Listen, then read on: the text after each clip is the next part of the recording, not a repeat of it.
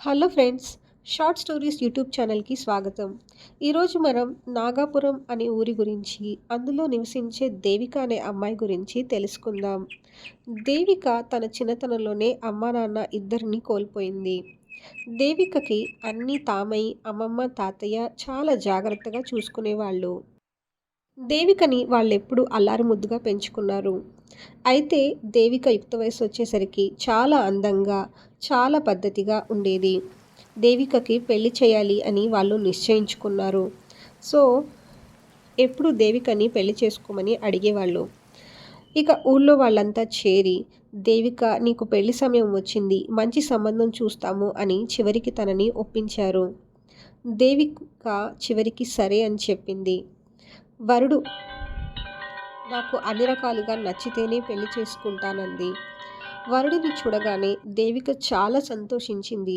తను ఆశించినట్టుగానే చాలా అందమైనవాడు, మంచి మనసున్నవాడు, లక్షణమైన అబ్బాయి దొరికేసరికి దేవిక పెళ్లికి ఒప్పుకుంది. అలాగే దేవిక అత్తమామలు కూడా చాలా మంచివాళ్ళు. అలా చూస్తుండగానే రోజులు గడిచాయి. పెళ్లి సమయం రానే వచ్చింది. చాలా ఘనంగా, చాలా దేవిక పెళ్లి జరిగింది. ఆ తర్వాత భార్యాభర్తలిద్దరూ చాలా అన్యోన్యంగా, సంతోషంగా ఉండేవాళ్ళు. తన కోసం డైలీ ఆహారం తీసుకురావటం, ఏదో ఒక పలహారాలు రోజు తీసుకువెళ్ళటం చేసేది. భార్యాభర్తల అన్యోన్యం చూసి అందరూ సంతోషించేవాళ్ళు. ఒకానొక రోజు అనుకోని సంఘటన ఎదురైంది. దేవిక, తన భర్త ఇద్దరూ నడుస్తూ ఉండగా పొలంలో ఒక పాము ఎదురొచ్చి దేవికని, తన భర్తని ఇద్దరినీ కాటేసింది. దేవిక కంగారులో వెళ్ళి తన భర్త కాలికున్న విషయాన్ని వెంటనే నోటితో తీసేసింది.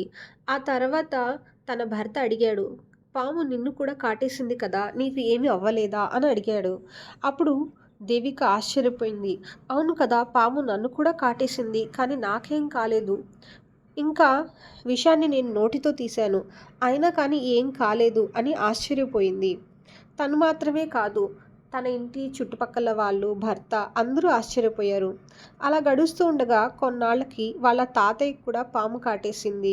అనుకోకుండా ఆ విషయాన్ని కూడా దేవిక తన నోటితోనే తీసింది. అలా వాళ్ళ తాతయ్యని కూడా బతికించుకుంది. తాతయ్య మనవరాలు చాలా సంతోషంగా ఉన్నారు. కొన్నాళ్ళ తర్వాత ఒకరోజు తను తన స్నేహితురాలు కలిసి బయటికి వెళ్తుండగా అనుకోకుండా దేవిక తన స్నేహితురాలి వేలు కొరికింది. అంతే, ఒక్కసారిగా ఆ అమ్మాయి రక్తం కక్కుకొని కింద పడి చనిపోయింది. దీంతో ఊళ్ళో వాళ్ళంతా దేవికపై ఆగ్రహించారు. నీకేవో తంత్రశక్తులున్నాయి, నువ్వు మామూలు మనిషివి కాదు, అందుకే మీ ఆయనకి పాము కాటేసినా కానీ విషాన్ని నువ్వు నోటితో తీయగలిగావు.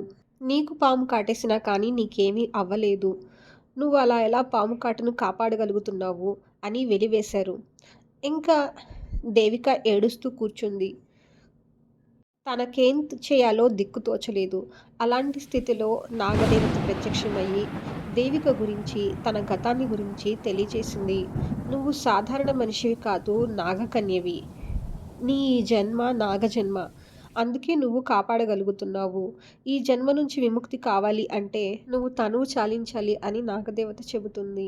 వెంటనే ఏమీ ఆలోచించకుండా తన భర్తకి తను ఎక్కడ హాని చేస్తుందో అని భయపడి వెంటనే దేవిక మంటల్లోకి దూకుతుంది.